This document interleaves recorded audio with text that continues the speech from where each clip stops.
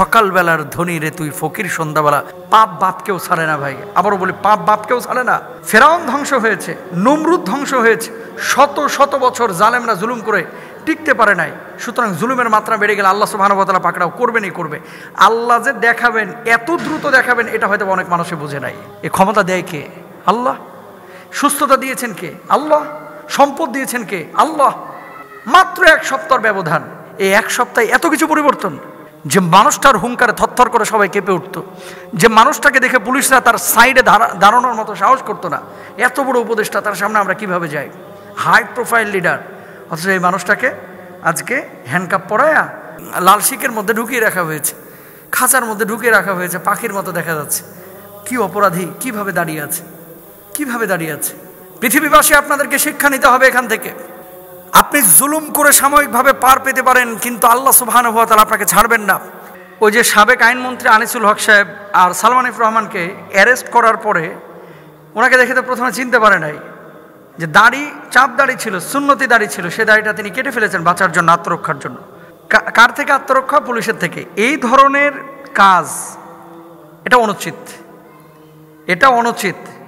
দাড়ি সবসময় আল্লাহ রাসূল সাল্লাল্লাহু আলাইহি ওয়াসাল্লাম এটাকে পছন্দ করেছেন, সমস্ত নবী আলাইহিস সালাতু ওয়াসসালাম দাঁড়িয়ে রেখেছেন। হ্যাঁ, এখন আপনি জুব্বা পরে আপনি বাঁচার জন্য চেষ্টা করতেছেন কার থেকে? আপনি নিজে তো অপরাধী, তাই না? হ্যাঁ, যদি এমনটা হইতো যে জালেম আপনার উপর অত্যাচার করবে, কোনো জালেম আপনার উপর অত্যাচার করবে, অথবা ইসলামের বা শরীয়তের বড় কোনো স্বার্থ থাকতো, তাহলে সেক্ষেত্রে আপনি পাঞ্জাবির জায়গায় আপনি শার্ট পরতে পারতেন, টুপিটা আপনি চেঞ্জ করতে পারতেন, বা টুপিটা একটু খোলা রাখতে পারতেন। দাড়ি রাখা এটা নবীজি সাল্লাল্লাহু আলাইহি ওয়াসাল্লামের বিশেষ আদেশ, এবং আল্লাহর হাবিব সাল্লাল্লাহু আলাইহি ওয়াসাল্লাম বলেছেন কসরুস শাওয়ারিব ওয়া ফুলহা, মোজগুলোকে খাটো করো, দাড়িগুলোকে ছেড়ে দাও। সালমান এফ রহমান যে কাজ করেছে, বা অন্যান্য যারা মানুষের উপর জুলুম করেছে, আজকে জুলুম এর পরিমাণ এত বেশি হয়ে গেছিল যে আল্লাহ সুবহানাহু ওয়া তাআলা তাদেরকে এখন নিজে পাকড়াও করেছেন এবং মানুষের সামনে লাঞ্ছিত করছেন।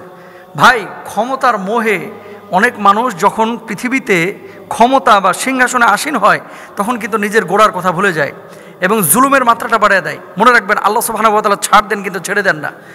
আজকে যারা এই কাজগুলো করছে, তারা নিজেরাও মানুষের উপরে জুলুম করেছে, যে কারণে আজকে পাবলিকের রোশানল এবং পুলিশের কাছ থেকে বাঁচতে চাচ্ছে। তো ইসলামের বড় কোনো স্বার্থ বা দিনের কোনো স্বার্থ থাকলে সেটা ছিল ভিন্ন কথা। এখানে দিনের কোনো স্বার্থ নাই, ইসলামের কোনো স্বার্থ নাই। তারা নিজেরা অপরাধী, নিজেদের অপরাধ থেকে বাঁচার জন্য যে কাজগুলো করেছে সেটার সাজা তারা এখন পাচ্ছে। আল্লাহ ছাড় দেন, আল্লাহ ছেড়ে দেন না।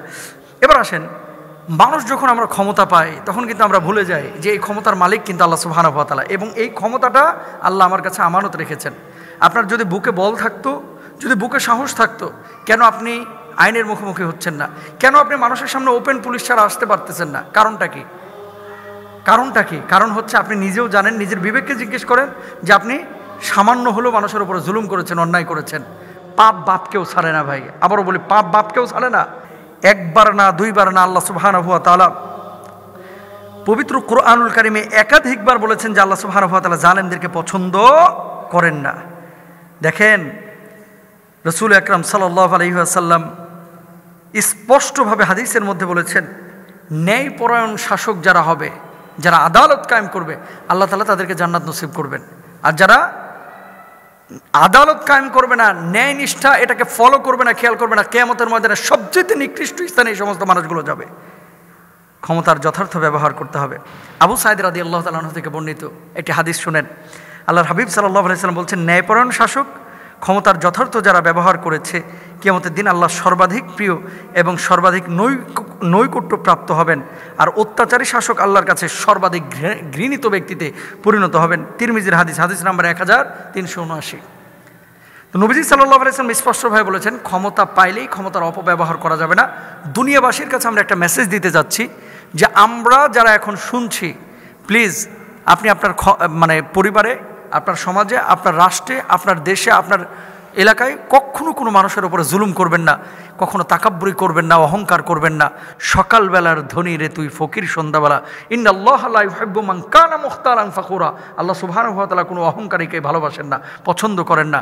সুতরাং শুধু এফ রহমান না, আনিসুল হক না, আইনমন্ত্রী না, এই সাবেক কোনো এমপি মন্ত্রী, তাদের কথা শুধু বলতেছি না, পৃথিবীর কোনো জালেম আল্লাহ সুবহানাহু ওয়া তাআলার ক্রোধ থেকে মুক্ত না, এদেরকে আল্লাহ পাকড়াও করবেন দুনিয়াতে এবং আখিরাতে। আমরা কখনো জালেম হব না, আমরা মাজলুম হব। আল্লাহ তৌফিক দান করুন।